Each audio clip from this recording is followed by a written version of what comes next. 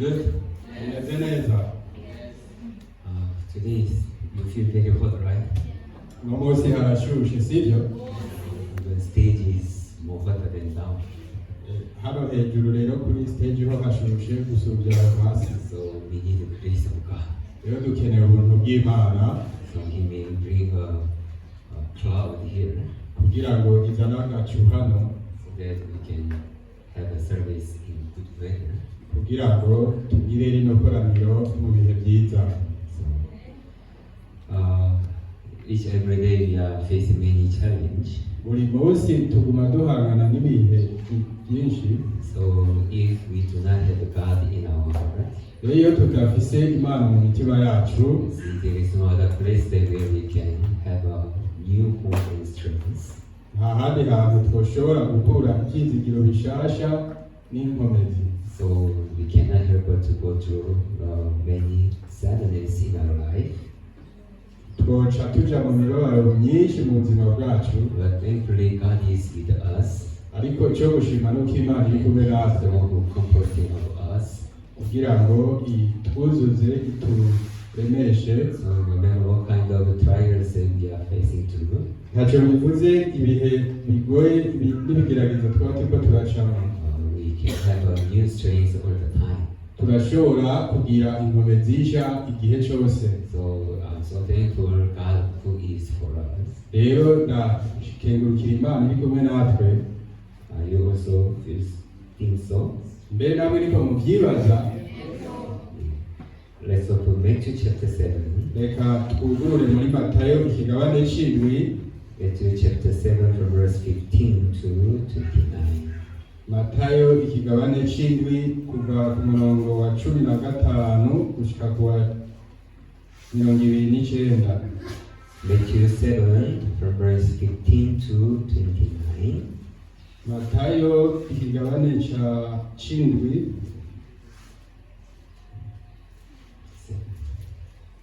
Matayo ikigabane c'indwi kuva ku murongo wa 15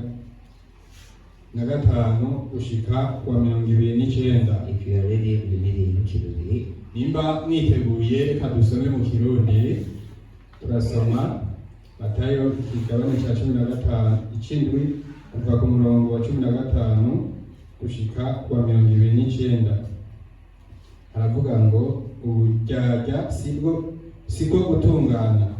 Mwirinde abigira abavugishwa n'Imana baza kuri mwebwe bambaye nk'intama, ariko imbere ari amabingira y'inkazi. Muzobamenyera ku byo bama. Mbega hari uwo kwamuza inzabibu ku munyinya canke insukoni ku bitovu. Nuko igiti ciza cyose cama ivyiza, ariko igiti kibi cama ibibi. Igiti ciza ntigishobora kwama ibibi, kandi igiti kibi ntigishobora kwama ivyiza. Igiti cyose kitama ivyiza kiracibwa kigaterwa mu muriro. Nuko muzobamenyera ku byo bama. Umuntu wese amvumereza ati mwami mwami, siwe azokwinjira mu bwami bwo mw'ijuru, atari ukora ibyo Data wo mw'ijuru agomba.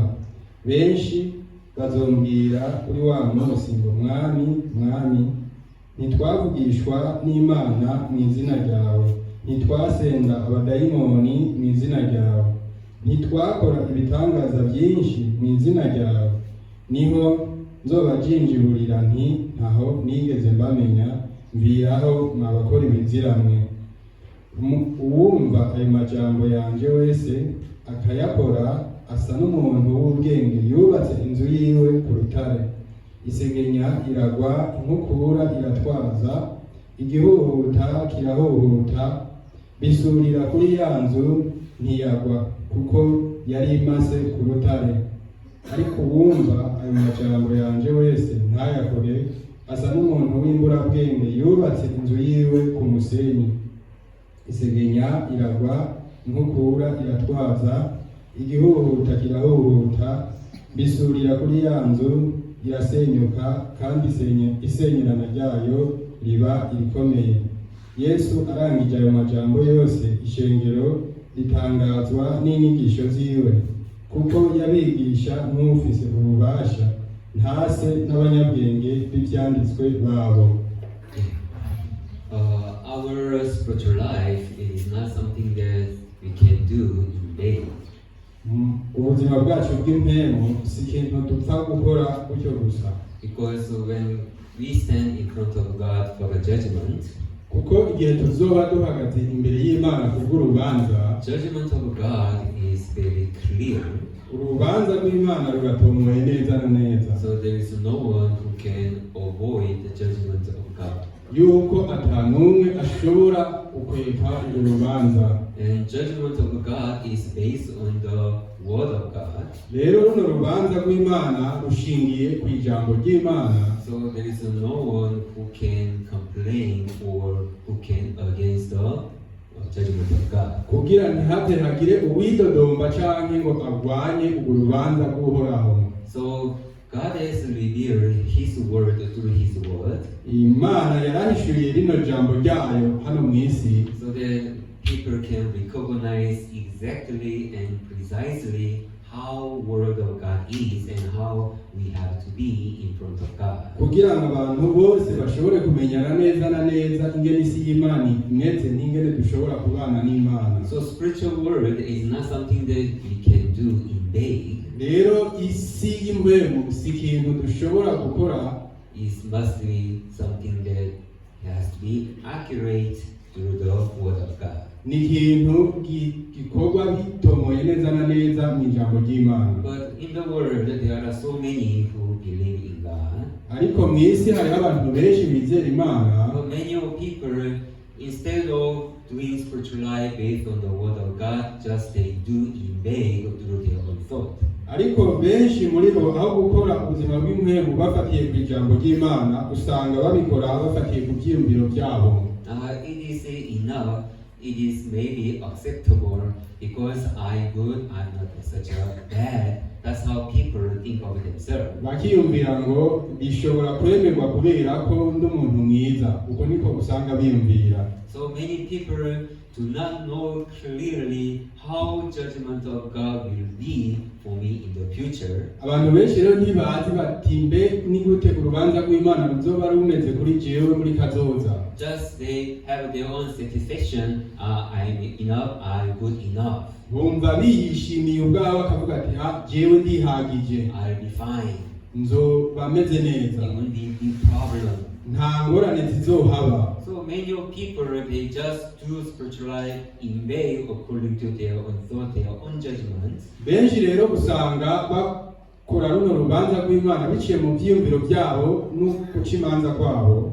They are not putting themselves judgment of God based on the word of God. Ntibafata runo rubanza rw'Imana bafatiye ku ijambo ry'Imana. And so many of people, they just they are able. That's how they are able to do spiritual life in vain. Uko rero niko usanga bariko barakora bino bijanye n'ubuzima bw'impemu. But if they begin to know the word of God and the heart of God and the word of God, even their spiritual life become more clear and become very deeper and deeper. Hamwe botahura rino jambo ry'Imana n'ingene urubanza rw'Imana rumeze ndetse n'ubuzima bwabo bw'impemu bwoba ubutomoye neza na neza. Even myself, I was attending church since I was young. Na jewe nahoze mw'ishengero kuva nkiri muto. And I do not know much about spiritual things. Ariko sinarinzi ibintu byinshi by'impemu. Just I was going to church with a simple thought.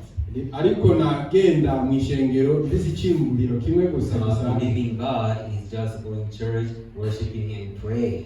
Ati kwizera Imana no kuja mw'ishengero gusa nkaninahaza nkanasenga. And just follow what pastor say. Nkakurikira n'ibyo mwungere yavuze. And that's how simply I was thinking. Uko niko nahoze niyumvira bisanzwe. Because I'm doing so. Kubera ndiko ndakora nk'uku. I never think that I have a problem in my spiritual life. Sinigeze niyumvira ko mfise ingorane mu buzima bwanje bw'impwemu. And that's how even myself not interested to know about the word of God. Uko niko naje nabaye ubutitaho ibijanye no kumenya ijambo Just ry'Imana. I was being satisfied. I'm doing well because I'm worshiping, I'm going to church, I do all other things which others do, so I also do not have any other problem.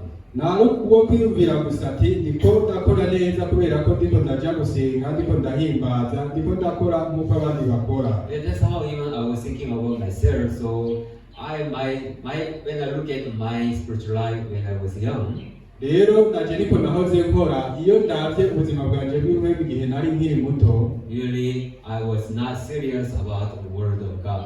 nukuri sinari nshimitse ku bijanye n'ijambo ry'Imana. From my deep heart, I was not interested to know about the word of God. kubera ibwina mu mutima wanje sinari nshishikarijwe no kumenya ijambo ry'Imana. So my spiritual life is just doing vaguely through the outward appearance. Mu buzima bwanje bw'imwemu nari niyumvira ati bifatiye ku gukora ibigaragara mu buryo bw'inyuma, But my center of the heart is not interest about God. ariko ubwina mu mutima wanje ntibyari binogereye uhoraho. Really, I cannot say that I really loved God. nukuri sinari gushobora kuvuga ngo ndakunda Imana. I cannot say that really I was together with God. Sinari gushobora kuvuga ngo nukuri ndi kumwe n'Imana. Only Sunday. Kuwa Mungu gusa. Only the moment that I'm in the church. Igihe naba ndi mw'ishengero honyine. Just I follow just through the outward appearance. Narakwirikira gusa biciye mu buryo bugaragara inyuma. But my heart's direction is not in the spiritual life. Ariko inzira umutima wanje wari kurafata ntiyari iyo mu buzima That's bw'imwezi. why my heart always looking for chance how to run away from church. Nico gituma umutima wanje iminsi yose waba uri kuraraba amahirwe y'ingenero ubw'ishengero. How do I make my life more joyful and interest through the flesh? Kugira ngo ntume ubuzima bwanje bunezerwa nahimbagwe mu buryo bw'umubiri. So I never live a life there to break my heart or break my flesh for the spiritual world. Sinigeze mbaho ubuzima bwo kujanjagura umutima wanje n'umubiri wanje kubw'ubutumwa bwiza. Yeah. So even God sees the center of our heart. Ndetse n'igihe Imana yabaye ishimikiro mu mutima wanje. Why God sees the center of our heart? Kubera iki Imana ibona ibyina mu mitima yacu? Because outward appearance is not such an important thing. Kubera ko ibigaragara inyuma si ibintu ngirakamaro cyane. Even those things can do without the heart. Ibyo bintu umuntu arashobora no kubikora atamutima urimo. Is it not so? Siko biri. Yeah, we can do such good things without the heart. Turashobora gukora ibintu bigaragara neza atamutima urimo. So even God knew clearly, that's why God, He liked to see the center of our heart. Nico gituma Imana yari ibizi neza, nico gituma yahimbawe no kubona ibyira mu mutima. Because that is more important, and that is the one day which is sure in front of God. Kubera ko ibyo nibyo ngirakamaro kandi umunsi umwe bizohagarara imbere y'Imana. Our appearance is the fake. Ibintu bigaragara inyuma ni impfabusa. The center of the heart is the sure and clear things in front of God. Ariko ibyibwina mu mutima nibyo by'ukuri kandi nibyo bigaragarira neza Imana. So though we do spiritual life, but if it's just for our appearance, ariko rero nicyo gituma n'igihe tubaho ubuzima bw'inkwemu mu gihe byoba ari ibyo kugaragaza inyuma it's gusa. not something that to please God. Si ibintu byohimbara Imana. It's not something that acceptable in front of God at the moment of the judgment. Si n'ibintu byokwemerwa imbere y'Imana ku munsi w'urubanza. So through this word, God is showing us clearly each everything.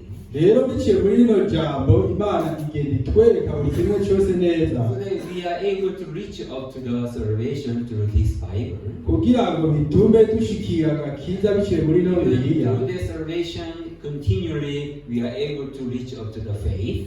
Ndetse biciye no muri Bibiliya bandanye gushikira ubuzima bw'inkwemu bwo kwizera. So that our spiritual life is something is our spirituality becoming clear in front of God, which is acceptable, even which God can please with us. Kugira ngo bitume ubuzima bwacu bw'inkwemu bushobora kuba ubwemewe neza kandi butoboye imbere y'Imana. If we see 2 Timothy chapter 3, iyo turavye muri Timoteyo wa kabiri ikigabane ca gatatu, 2 Timothy chapter 3 verse 15.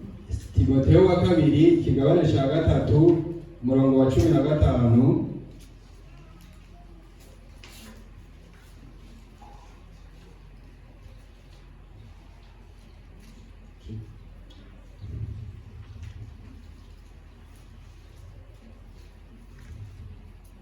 Timoteyo wa kabiri Chapter 3, ikigabane cya gatatu verse 15. umurongo wa 15. Say that, and that from childhood you have known the holy scriptures, which are able to make you wise for salvation through faith, which is in Christ Jesus. havuga ngo kandi uzi yuko uhereye mu buto bwawe wamye uzi ibyanditswe byera bishobora kukumenyesha ubwenge bwo kukuzanira agakiza gaheshwa no kwizera Kristo Yesu. Here, you have known this holy scripture, mwari muzi buno butumwa bwiza which are able to make you wise bushobora kukumenyesha ubwenge for salvation through faith. bwo kuguhesha agakiza ko kwizera. So this Bible is not just to give us the story how it was, or just to tell us all the knowledge of the history of the Jesus Christ. It's not only like that. rero buno ino bibiliya siyo kukubwira inkuru gusa z'ingene wari umeze n'ingene ubuzima bwawe bwagenze n'ingene Yesu ameze. This Bible, if we read it, if we research, really it gives us the wisdom, make us wise to know salvation through faith. ino bibiliya ituma igihe tuyisomye tukayigirako ubushakashatsi tugira ubwenge bigatuma tugira ukwizera kuvuye bwa. So God is giving us this Bible with clear purpose. rero Imana yaduhaye ino bibiliya ifise intumbero itomoye neza. Everything which is in the Bible, it makes us wise to know the salvation through faith, which is in the Jesus Christ. rero ikintu cyose kiri muri ino bibiliya bikidutumbereza kukumenya neza na neza agakiza ko muri Yesu Kristo. So which means this Bible, Word of God, it is the leading of our heart to know the truth and to give us the wisdom and to believe in the Word of God. rero bisobanura kandi ngo ino bibiliya niyo gutuma tugira ubwenge tugatuma twizera Imana biciye muri yo.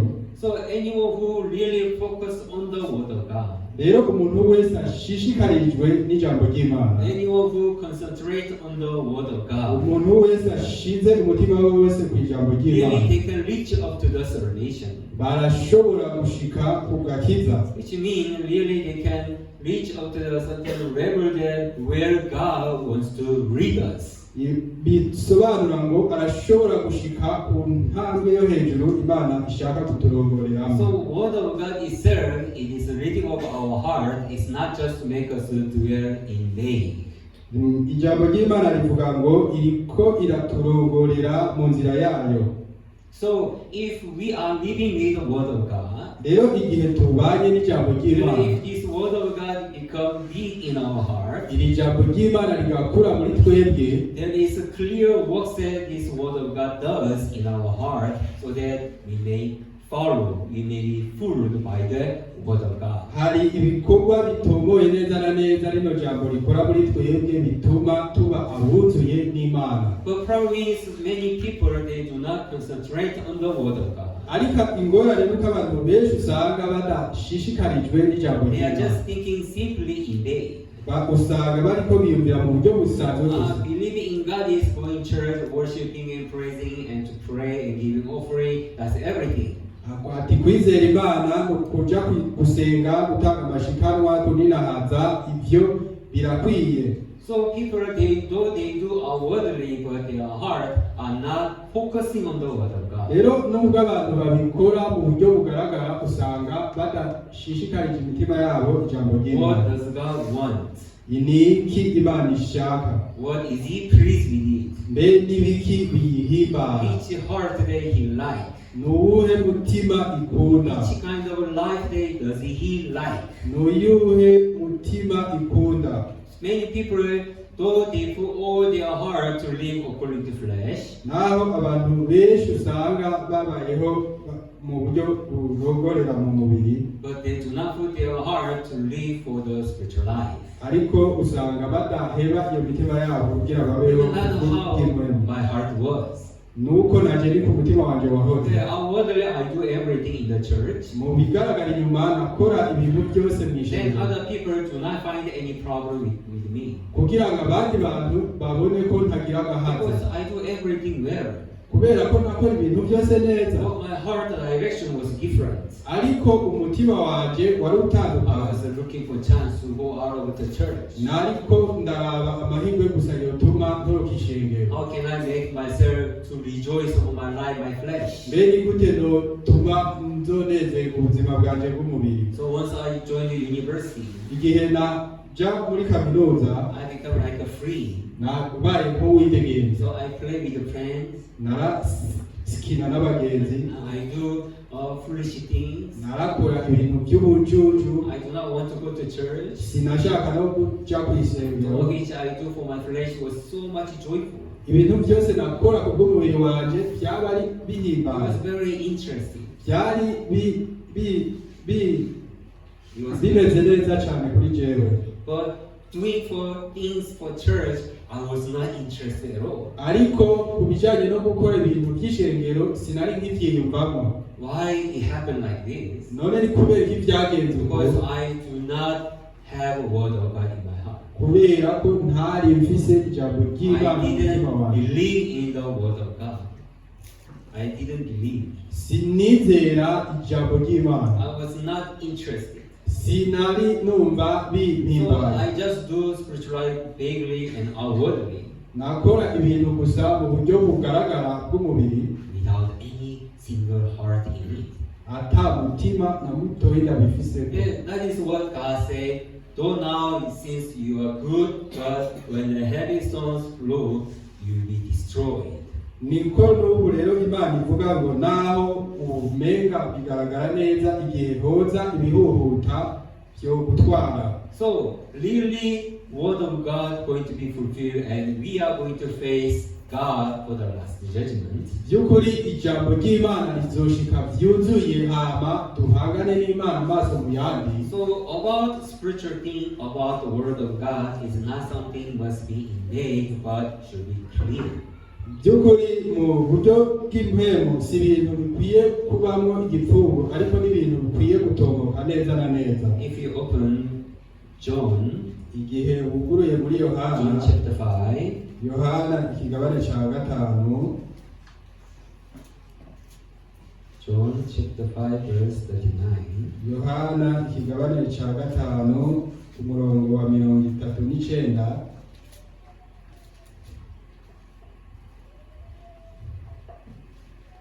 Ready? Muriteguye? John 5 Yohana ikigabane cya 5 verse 39 say, umurongo wa 39 havuga ngo, you search the scriptures, for in them you think you have eternal life, and these are they which testify of me. havuga ngo mwebwe murasesa mu byanditswe kuko mugira ngo muri byo niho mufise ubugingo budashira, kandi ari byo bishingira intahe. Yeah, there are people who search the scripture because they think you can have eternal life through this Bible. Nibyo hariho abantu basesa mu byanditswe kuko bagira ngo muri byo niho bafise ubugingo And budashira, things which they search is talking of Jesus Christ. kandi ibyo basesa nibyo bishingira intahe Yesu Kristo. That is mean that which testify of me.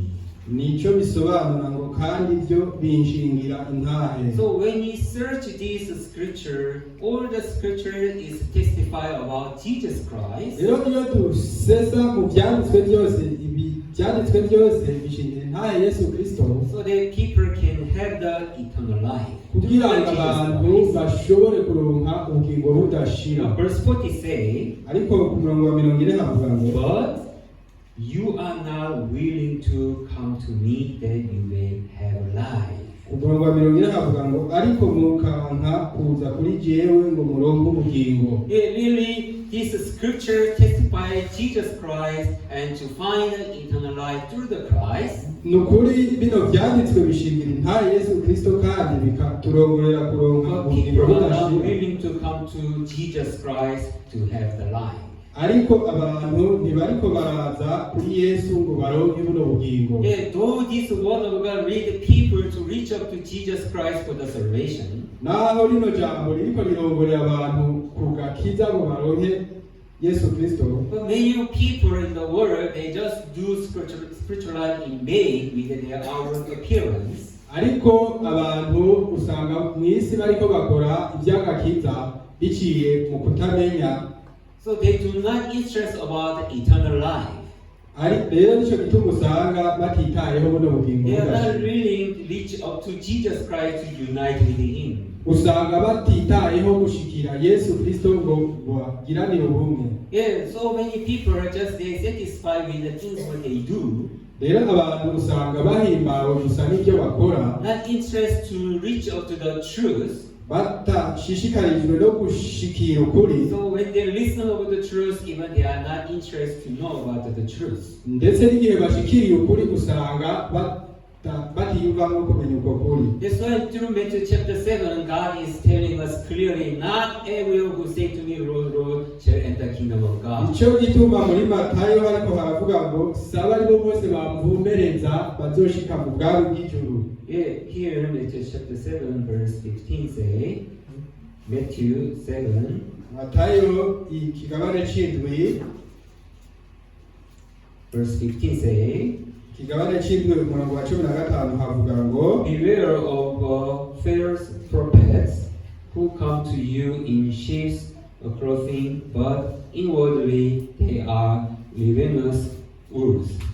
avuga ngo mwirinde abigira abavugishwa n'Imana baza kuri mwebwe bambaye nk'intama ariko imbere ari amabingira y'inkazi. We have to be careful about the false prophets.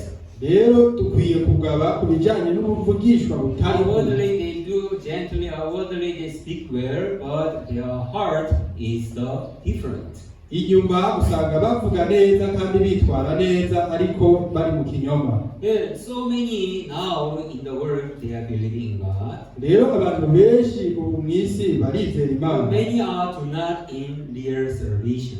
ariko usanga benshi batazi agakiza Even they are nyakuri. not interested to know what is the salvation, what is the eternal life that surely I can have by faith. Mbere usanga batanitayeho kumenya ati mbe agakiza nyakuri ni iki, ubugingo budashira ni iki noronka biciye mu kwizera. They do not want to go deeply about their salvation. Usanga batinjira byimbitse mu bijyanye n'agakiza, Just they follow what pastors say only. bakurikira gusa ibyo umupasiteri They yavuze, do not search the Bible. ntibasesa muri Bibiliya. Whether that is true or not, they are not interested to do that. Kwari ukuri cyane yuko batari bakwiye kubikora. But this Bible really it has the power to give us the wisdom to reach out to the eternal life. Ariko by'ukuri ino Bibiliya irafise ino ntumbero yo kuturongorera mu bwenge butuma dushikira buno bugingo budashira. So anyone who does the spiritual life based on the word of God, Rero umuntu akoze ubuzima bw'impwemu wese bishingiye kuri Bibiliya, really they can reach out to salvation. by'ukuri barashikira agakiza. Now Matthew chapter 7 it now tells to the people who believe in God. Rero ino Bibiliya muri Matayo ikigabane c'indwi kiriko irabwira abantu bizera Imana bariko baraninahaza Imana. But many people do not, though they read this scripture, they do not think that it is talking about me. Ariko benshi nubwo babisoma usanga batiyumvira ati biriko bivuga kuri jewe, It is talking about somebody who are doing badly. ati ni jewe muntu ndiko ndakora nabi. It is talking about some people who doesn't love God. Irikibwira bano bantu badakunda Imana. But now it is talking about people who does spiritual life without based on the word of God.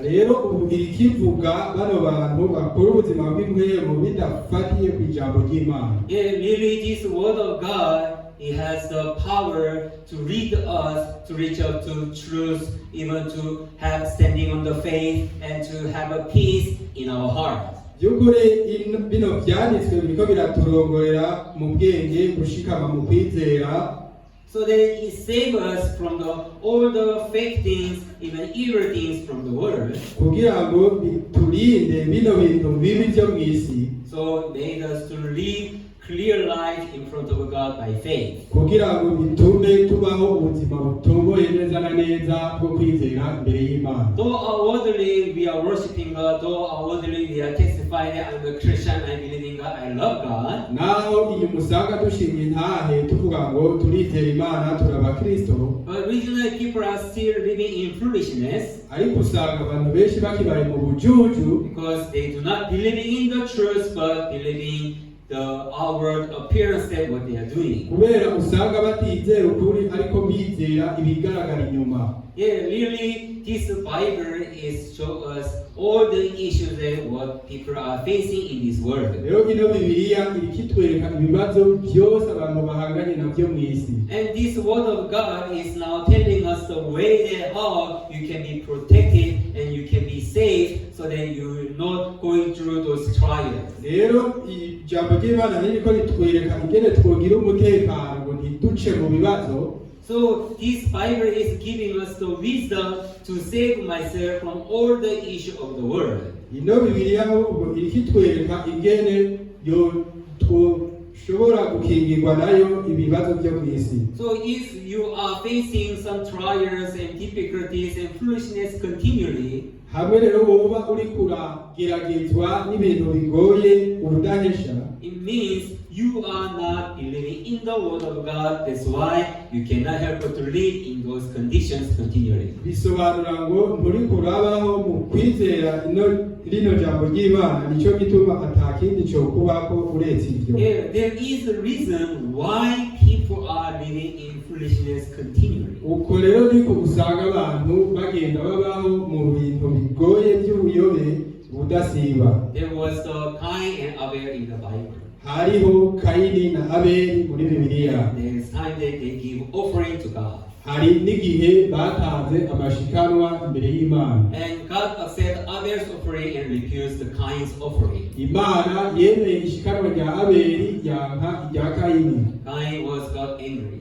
Kayini rero yarashavuye Why God didn't receive my offering? ati ni kuki Imana itakiriye How much ishikanwa I ryawe? struggle to make these best of things for God. mbega ukuntu nacumukuye ndiko ndagira bino bintu byiza But kubw'Imana. my brother Abel, he was just playing around all the time. ariko mwene data Abeli wewe yaguma yikinira aho He hanze, wasn't put his heart in it. He didn't put his heart in that. ntiyigera abishiramo umutima. Yeah, he just played and then he saw me, I'm giving offering, so he just followed me. yariko arikinira gusa hama arabona ngiye gutanga ikimazi How acaramurikira. comes God received Abel's and refused mine? none ni gute byashitse Imana yakira ibya Abeli yanka So ibyanje? he got angry so much. rero Kayini yarashavuye cyane, So he was even thinking to kill his brother. aca yiyumvira n'ingene yokwica uwo bavukana. That time God told Cain, Ico gihe Imana yarabwiye Kayini hey, you should be careful of your sin. ati wirinde kubw'icyaha cyawe, If you do not control, you will fall down. ati nutirinda uragwa. God told him, God warned to him clearly what will be the problem, what will happen to you if you follow those hearts. Imana yashaka ko amenya ati ibizomubako mu gihe yoshitsa biri mu byifuzo byiwe. But Cain, he never listened what God said. ariko Kayini we ntiyigeze yumvira ibyo He Imana doesn't ivuga, care what does God say. ntiyabyumvirije. And finally, he killed Abel. amaherezo yarishe Abeli. So God is asking, hey Cain, where is your brother Abel? rero Imana yaramubajije kandi ati mbe Kayini mwene wanyu Abeli ari he? Am I a keeper of my brother? aca yivugira ngo mbe na umwungere wa murumunanje. Hey, I smell the blood from the ground. Imana ikivuga ati namotewe n'amaraso ya mwene nyoko. Hey, really, what happened with Cain? none n'ibiki byamubayeho? Oh, God spoke to him. naho Imana yari Oh, yaramubwiye, God showed him what will happen to you. naho Imana yari yamubwiye ibizomubaho. So you have to do this. Ati rero kora gutya, You have to control your sin. rero wirinde icyaha cyawe, Otherwise you will fall down. nayo ubundi bwobwo uzogwa. He refused. Yaravyanse, He doesn't care what does God say. ntiyitwararitse ibyo Imana ivuga. Finally, he fall into evil. Amaherezo yaraguye mu kibi. That's how his life is going through many trials again. Uko niko rero ubuzima bwacu bugenda bugwa mu That's bigeragezo. why even God is showing us each everything detailedly through this word. Nico gituma n'Imana igenda itwereka kimwe kimwe ku kindi biciye muri rino jambo. So if you have a basic heart today, believing in the word of God, Igihe ufise umushinge uwo ufatiye ku kwizera ijambo really we ry'Imana, can gain so many wisdom to save our life. bizotuma tugira ubwenge bwinshi bwo kurokora ubugingo It's bwacu enough to reach out to the salvation. ndetse no gushikira agakiza. Yeah, that's how this word of God is clear and really truth that needs in our life. Uko rero rino jambo ry'Imana ritomoye kandi aricyo gikenewe mu buzima bwacu, But we consider this word of God very vaguely, ariko usanga turifata ukutariko so that we ignore. kugira ngo tugire Though it's written, but nothing is happening exactly like this all the time. Now it's like that. tukaca tuvuga ngo naho byanditse nta na kimwe kigera kiba nk'uku ibihe byose. That's how people are just following over their own thought, according to their flesh, according to insight which they feel good on their flesh. Uku rero niho usanga abantu bagenda bakurikira ibihe byabo n'ingene biyumva neza mu mubiri. Really, Bible is telling us to love over money is the root of all the evil things of the life. Na Bibiliya ndetse iravuga ngo gukunda amahera ni umuzi w'ibibi byinshi mu buzima. Yeah, Bible is telling them if we believe in it, it's true, then I should not own it. I should not be in there. I should not be love of the money.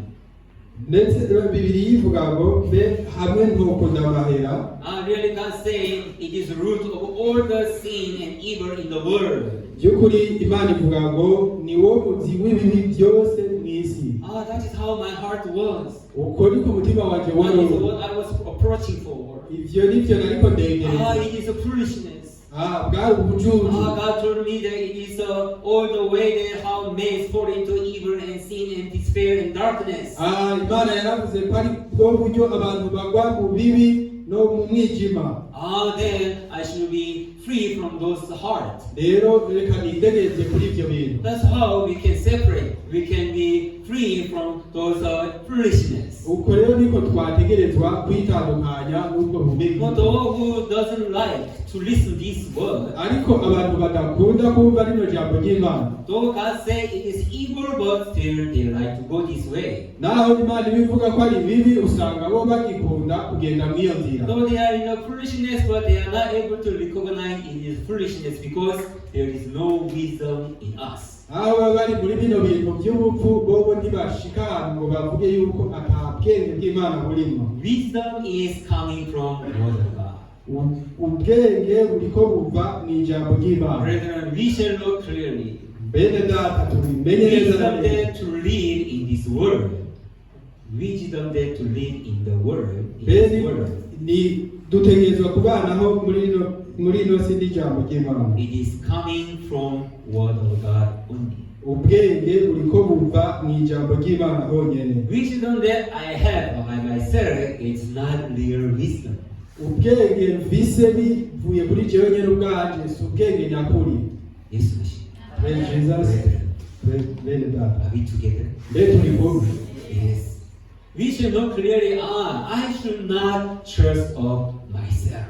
Utegerezwa kumenya neza na neza ata sinkwiye The kwiyizigira. one which I have to believe, it is only word of God. Ikintu nkwiye kwizera cyonyene ni ijambo ry'Imana. That's how our self can be saved from the world. Uko niko twoba mu mutekano w'inosi. That is how our life can rejoice with God together. Uko niko kandi imitima yacu yonezeranywa n'Imana. Though we are facing some trial and difficulties, Naho duhangana n'ibigeragezo n'ibihe as bigoye, long as we are believing in the truth, igihe twoba tucizeye ukuri, really our heart or our mind will not stay in darkness, by'ukuri imitima yacu n'ubwenge bwacu ntibizogwa mu mwijima, but we can stand on faith with hope and happinesses. tuzohagarara mu kuri n'ibyizigiro n'umunezero. Even time to time, I was also falling to my own thoughts. ndetse naje nahora nkurikira ibyiyumviro byanjye, It's not something good for me. ati bijya si byiza kuri jewe, Why these things are happening in my life? mbere kuki ibi bintu biko biraba, Why it's like that? mbere kubera ko bimeze uko. Yeah, there are many times that even myself are falling to my own thoughts. ndetse naje hari ibihe byinshi ngenda ngwa mu byiyumviro byanjye. So then I discover I do not have any hope in my heart. icyo gihe rero nca nsanga atabyizigiro na bikeya gifise muri I do jewe, not have any strength in my heart. nta n'inkomezi na nkeya mba ngifise mu And mutima. just I want to be give up everything even. nca numva nshaka kubiheba byose, But that is the way that how Satan makes me to fall down. ariko uko niko satani aba ashaka kumbuisha. It's not the truth. si ukuri, But I thought that, I don't know why, but trusting on my thought more than the truth. si ukuri ariko sinzi impamvu usanga nizigira ibyiyumviro byanjye gusumba So ukuri, I found myself in darkness. kugira nisange mu mwijima. But that time God spoke to me. icyo gihe Imana iravugana nanjye, What do you believe? ati wizera iki? Do you believe in yourself or my word? mbe uriyizigira canke wizera What ijambo did I ryanjye? say to you? nakubwiye ibiki? Yeah, you are the greatest man in the world. ati uri umuntu uhambaye cyane mu You isi, are perfect in the world. uri umuntu atunganye mu isi, I made everything beautiful. nagize byose byiza, I made everything perfect. nagize byose bitunganye, There is nothing bad in this world. nta kibi na kimwe kiriho mu isi. Yes. Jesus. Yeah, in the word of God, mu isi y'Imana there is nothing which goes without the plan of God. nta na kimwe kigenda bitari kumwe n'umugambi wawe. Everything in the world flew through the plan of God and the power of God. ibintu byose bigenda mu bushobozi bw'Imana n'umugambi w'Imana, So that there is no reason there to feel sad. kugira ngo ntihabe impamvu n'imwe yotuma haba umubabaro. No matter what kind of circumstances we are in, ntacyo bivuze ibihe byose tucamo, if we are in the faith, igihe uri mu kwizera will never be destroyed. byose bizosenyuka. House that which built on the rocks, inzu yubatse ku rutare it never fell down. ntiyigera isenyuka. Yes. Praise Jesus. So now God is telling us, are you standing based on the word or based on your thought only? iyi rero ukubiri kitubwira ati mbe mwagize umushinge ijambo ryanje canke mwagize umushinge ibyiyumviro It byanjye. is something very important we have to check in our spiritual ni life. ibintu rero ngirakamaro dukwiye gusuzuma neza mu buzima bwacu Because bw'ukuri, we do not know when Jesus will come again. kuko ntituzi igihe Yesu azogarukira. That's why even our salvation, we have to be clear based on the truth word of God. nicyo gituma ndetse n'agakiza kacu dukwiye kuba dutomokewe neza ibijyanye nako. As the Bible says, many people are searching for the word to have, they think they shall have eternal life. ndetse n'uko Bibiliya iriko iravuga ngo abantu benshi bariko barasesa muri bino byanditswe kandi biyumvira ko bashobora kuronka ubugingo budashira. Yes, sure, this Bible has a purpose to return and to give us.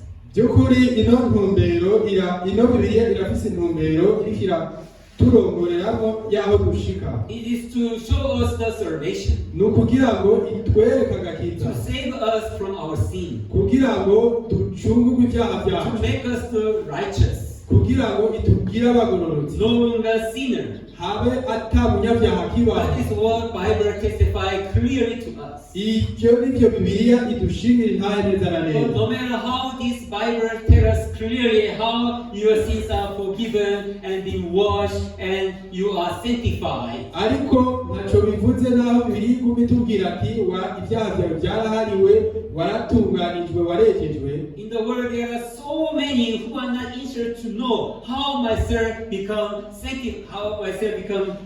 righteous and sanctified. ariko mu isi usanga hariho abantu benshi bacibereye aho batashobora kwiyumvira ati ni gute noba uwejejwe ibyaha byawe. So still there are so many who who keep on repenting, asking God to wash their sin and forgiveness of their sin. usanga hakiriho abantu bakibandanya byo kwihana gusaba imbabazi kugira ngo ibyaha byabo biharigwe. So they are crying so much every day. Usanga baguma barira iminsi yose, God, please, you forgive me. ati Mana ndakwinginze mbabarira, God, please, I am a sinner. Mana ndi umunyabyaha. Though this Bible has the wisdom to lead us up to the salvation, naho ino Bibiliya ifise buno bwenge bwo kuturongorera ku gakiza, our people do not know the truth. ariko abantu ntibazi ukuri. So still they do spiritual life 10 years, 20 years, even 30 years. Barakora ubuzima bw'imwe mu myaka 10, 20 ndetse na 30. Still they are testifying, I am a sinner. Ugasanga baracashinga intahe ngo ndi umunyabyaha. Then one day we listen from somebody who just died in sin. Umunsi umwe twarumvise intahe y'umuntu yapfiriye mu byaha. He was an elder in the church. Yari umutama w'ishengero. So he does a spiritual life for 30, 40 years. Yari yarakoze ubuzima bw'imwe mu myaka ishika 40. He does everything with all his heart. Yakoze ibintu byose n'umutima wiwe. He never skipped the service. Nta koraniro na rimwe yasiba. Each every day he was keep on praying.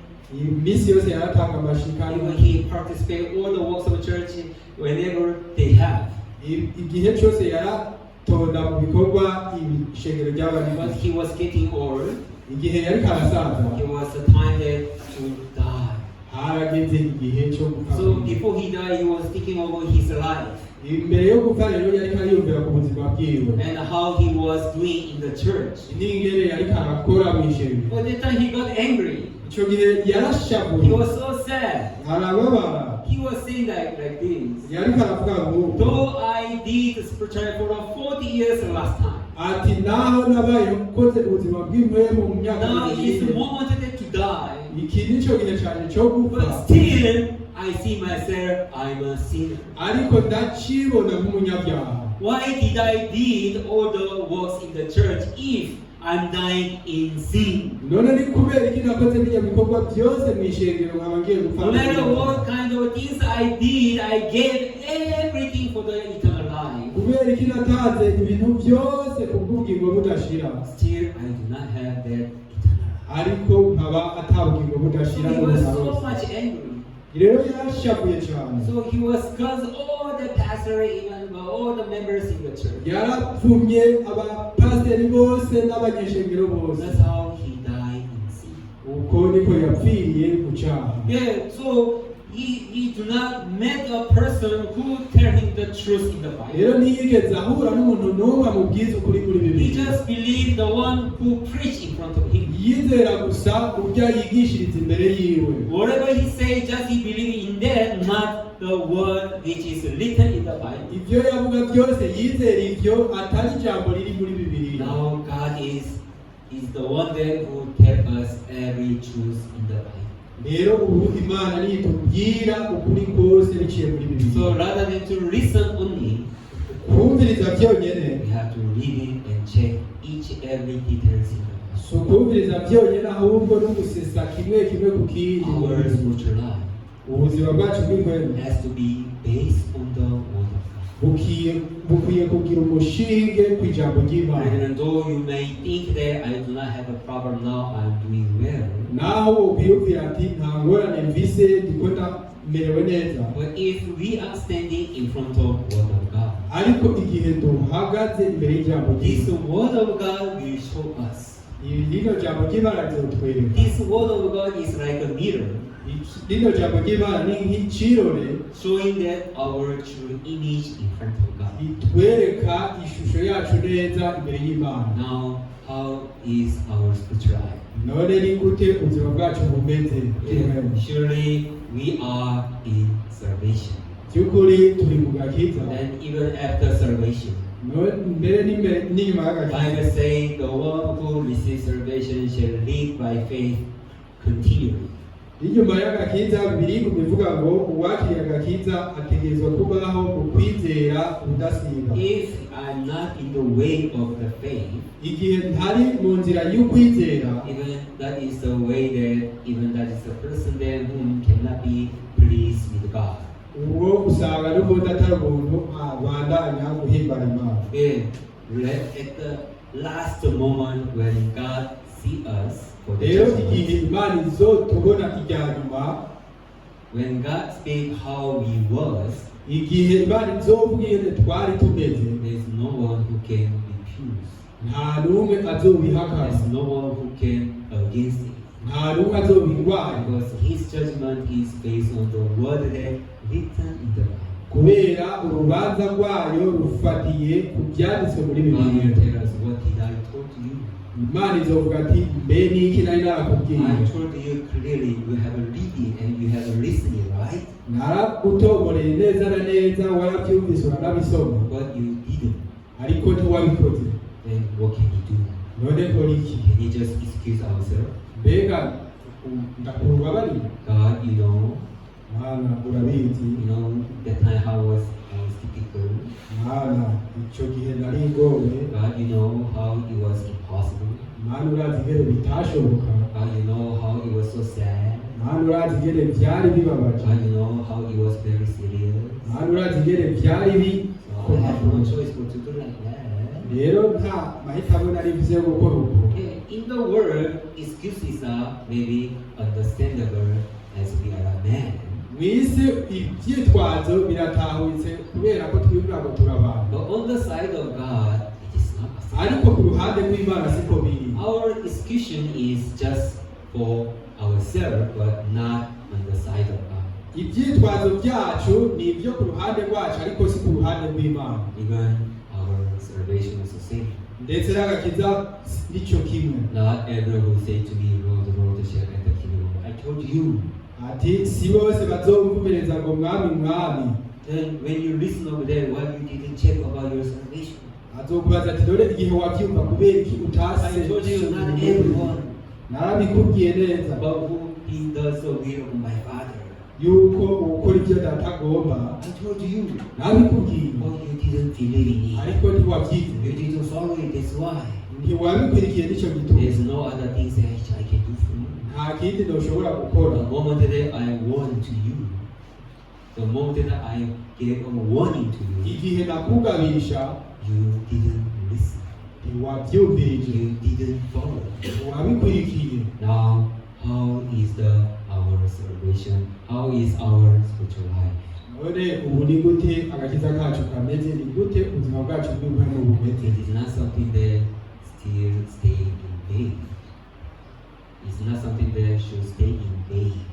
si ibintu biguma mu kinyegero, It is something that must be clear in faith in our heart. ni ibintu bitegerezwa kuba ibitoboye mu kwizera mu mitima yacu. Why God gave us this Bible? ni kubera iki Imana yaduhaye no Bibiliya? To lead over our heart, kugira ngo irongore imitima yacu, to lead over our life. kugira ngo irongore ubuzima bwacu. Is not so? siko biri. Brethren, there is clear purpose that God to give us this Bible to us. bene data, hariho impamvu itomboye neza na neza Imana yaduhaye no But Bibiliya. how many times are we ignore this word of God? mbe ariko ni inshuro zingahe usanga twirengagiza rino jambo? That's why I say we are not willing to come to Jesus. na Bibiliya iravuga ngo ntituri abariko baraja kuri Yesu. Our heart doesn't want to be with the Jesus. imitima yacu ntishaka kubana na Yesu. Our life doesn't want to be together with the truth. imitima yacu ntishaka kubana n'ukuri. That is a different heart that which is pulling us continually to separate from God. iyo niyo ibyo bintu rero usanga biriko biratubwega ubidutandukanye n'Imana. Yeah, even my life when I remember how I was when I was young. ndetse na jewe igihe niyumviriye ubuzima bwanjye ingene nari meze nkiri muto, I was thinking chance to run away. naguma niyumvira akaryo kotuma mpunga, Be free from God. nkidegemvya ku Mana, Because I do not know the truth. kubera ko ntarize. So whenever I read the Bible, ariko igihe cyose nasoma whenever I listen the word, igihe numva ijambo it ry'Imana become more clear and clear and clear. ryaguma ritomora What is the most important and precious thing man has to do in this world? ibintu ngirakamaro kandi umuntu akwiye gukora mu isi. Brethren, now God is told us everything despite it. Rero bene data Imana ikiratubwira buri kimwe biciye muri Let's none focus on the word of God. igihe twoshishikarira ijambo Let's ry'Imana believe that it is the truth that which I have to believe in. tukizera ko ariko kuri dukwiye kwizigira, Then really He will give us the wisdom to lead over my heart, to lead over my life, bizoduha buno bwenge bwo kurongora ubuzima bwacu so that we can be happy in this world, no matter what kind of problem or circumstances that we are going through. kugira dushobore kuronka umunezero naho twaba turiko turaca mu bihe So bigoye, that we can glorify the name of God. kugira ngo tuninahaze Imana. Maybe when I listen one testimony from America, By'ukuri igihe numviriza intahe imwe mvuye muri Amerika even I was so thankful. naje naragize amashimwe. One branch of our church was fired, Ishami rimwe ry'ishengero ryacu ryariko ririrukanwa, so church chapel was burnt. ishengero ryacu ryaraturiwe. Burnt. Yes. Ryarahiye. Yes. So the missionary was feeling so sad. Rero umumisiyonari wacu yarababaye cyane. Why these things are happening to Ati me? ni kubera ko ibintu bitubayeho. The church was deceived by the grace. Ishengero ryaciye rigira ubuntu. There was a other church who Hari irindi was shengero. using the home, Hari irindi shengero ryaciye ribahira. but nowadays in America, Christianity is descending continually. Ariko ubu muri Amerika ubukristo buriko burakoroka So cyane. they are not able to manage the church and the land. Ntibagishobora kurongora amashengero, So finally they decided to sell. usanga bahisemo kuyatangaza. So there is so many who gave a quotation how much they are going to buy. Rero benshi usanga batanze ibiciro amafaranga bagiye kugura, But their member willing to sell this church to the people who will do the church. ariko usanga abanyeshengero bashishikarijwe no kugurisha rino shengero ku bantu bazoba ari shengero. So there are so many companies from the construction, they are going to give good money and they are planning to build an apartment and sell again. Hari abantu b'abashirahamwe usanga bashaka gutanga amahera menshi no kugira baze bubake inyubako nziza cyane, But our church also give the quotation in a lower price. ariko ishengero ryacu ryari ryatanze amafaranga make. But the people, they like to have our church quotation because we are going to do the church. Ariko bano bantu bahimbawe no kwakira amafaranga yacu kubera ko twebwe twari tugiye gukora So ishengero. instead of big money, they gave land to our church. Mu gishingo cy'amafaranga menshi bahaye ubwo butaka So ishengero. we receive such a good land and a good building by the grace. Rero twakiriye buno butaka bwiza n'inyubako nziza, But that church was burnt. ariko rino shengero ryaratumize. So missionary was so sad. Mu misionari rero arababara cyane, Why it happened to me? ati kubera ko Why bibaye, it happened like this? kubera ibyabaye nk'uko. Because when the fire station people came, they say they have to remove this roof, even remove all doors to enter and of the fire. Kubera igihe abantu baba baje kuzimya bavuga ati reka dukure ko kino gisenge cyose dukure ko byose kugira ngo dushobore kwinjirayo. So church is like completely destroyed. Rero ishengero ryasa nk'iryasambuwe ryose. So bad. Birababaje. So he called Pastor back. Aca ahamagara umwungere pasi. Pastor, this is the thing that happened in my church. Ati umwungere ibi nibyo biriko biramba ko kw'ishengero ryanje. Pastor was saying, are you okay? Umwungere aramubaza pake ati umeze neza? Pastor, my family, we are okay. No one is damaged. Ati jewe n'umuryango wanje turakomeye mugabo ibindi ibindi vyononekaye. The church is completely destroyed. Ishengero ryarimbutse ryose. Pastor Bach said, Mwongere paka aravuga don't think that it is bad. ati ntiwiyumvire ko ari bibi, It is good. ni byiza. Don't think that it is curse. Ntiwiyumvire ko ari umuvumo, It is a blessing. ni umuhezagiro. Don't be sad. Ntubabare, It is good. ni byiza. Do you understand? Urabitahura. Yes, Pastor. Tego mwongere. So every Sunday, he gave this church to use for other pastors' Sunday service. Every Sunday, he gave a hall to use for other churches' Sunday service. Buri wa Mungu rero wasanga ariko ararondera ikindi kibanza yokoreramo ikoraniro. So on Sunday, other group team, they came and found that the church was burned and everything destroyed. Ku wa Mungu iyindi migwi baraza bagasanga ishengero ryarahiye. So he was speaking with our missionary. Rero yariko aravugana n'umumisionari wacu. This one, you have to call me if you happen like this. Ati uzompamagare nawe nibyagenda nk'uko. Now, what is planned to restore this building? Rebuild this building. Umugambi ki wotuma tusubira kubaka ino nzu. If you don't have anyone among my church members, there is a professional who deal with this roof. Ati haba ataruwe wowe ufise mw'ishengero ryanje hariyo ababiri monogoreye byo kubaka. So if you want, I introduce you to him. Hamwe no kudodorako. So he will help you, don't worry. Azogufasha nta ngorane. Surely. Ati nivyo. Don't worry, even this a small thing, even though it's a small thing to Ati ntugire ikibazo ndetse n'ibindi bintu bito. We are together. Turi kumwe. We will help you. Nzogufasha. So, problem is, rero icyo gihe ngorane yaciye ati yes, Praise Jesus. and even other pastor group came. Ndetse n'abandi bungere baraje. This is happening.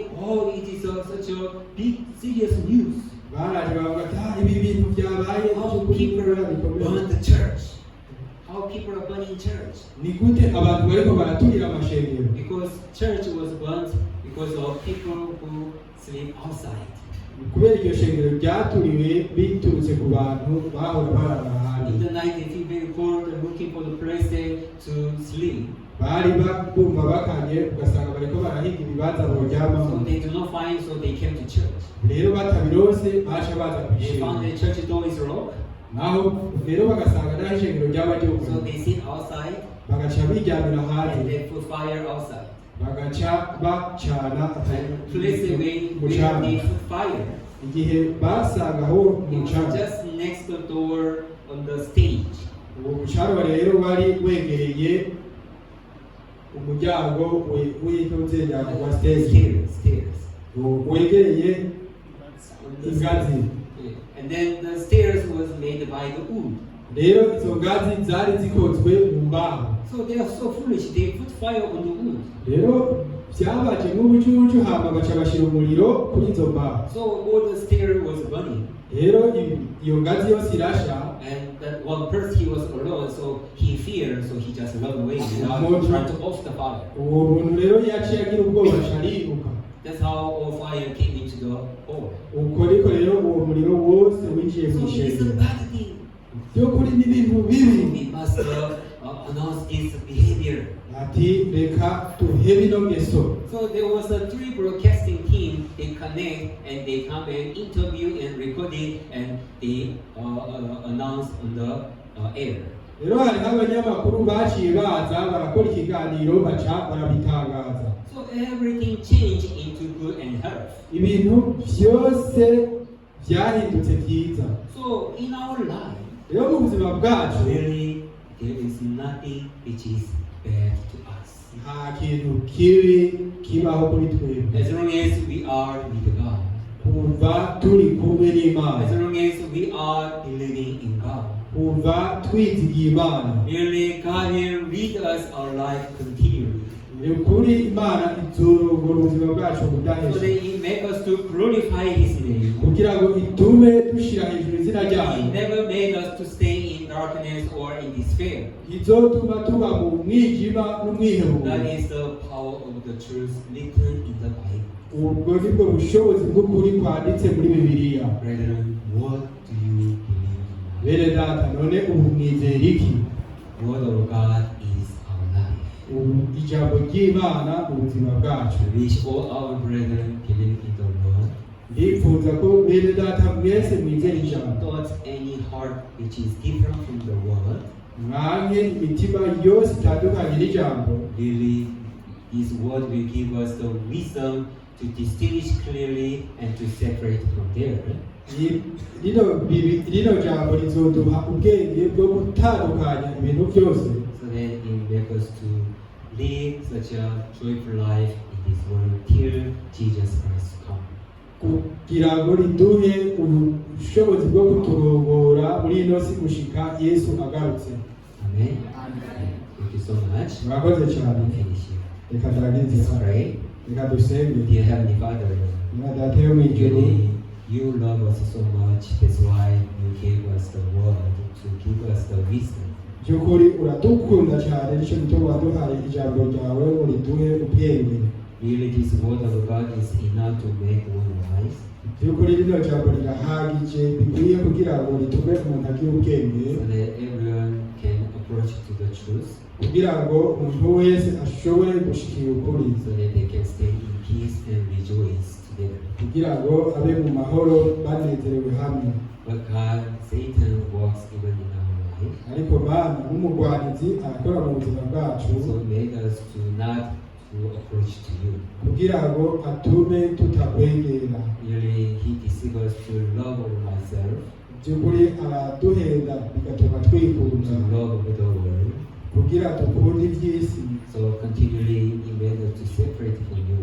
hanyuma akaguma ashaka kudutandukanya n'ijambo. That's why God, we know how Satan is going to work in us. nicyo gituma Mana uzi ingene Yesu Satani ariko arakora muri twebwe. So through this Bible, you want to show us the truth and everything that will happen in this world. nicyo gituma biciye muri ino Bibiliya ushaka kutwereka ibintu byose biriko biraba muri iyi si, So that you change of our heart, kugira ngo uhindure imitima yacu, make us to unite with you, utume tugiranira ubumwe nawe God, even for all our brethren. Mana, ndetse na bene data bose, Though each every moment facing many trials and difficulties, naho buri mwanya baguma bahanganye n'ibigeragezo n'ibihe bigoye, let them stand in the faith, reka utume bahashika mu so that they kwizera, should live a life that to glorify your name. kugira ngo bitume babaho ubuzima bwo gushyira hejuru izina So ryawe. in this week, you may bless us continually, ndetse no muri iyi tugiye kuza ubandanye uduhezagira ubudasiba, so that they can have a great happiness in their heart. kugira ngo bitume bagira umunezero w'akaburarugero mu mitima yabo. Thank you for God who works for us sincerely. urakoze Mana, wowe ukora muri twebwe bishimitse. We pray in the name of Jesus Christ. tubisenze mu izina rya Yesu Kristo. Amen. Thank you.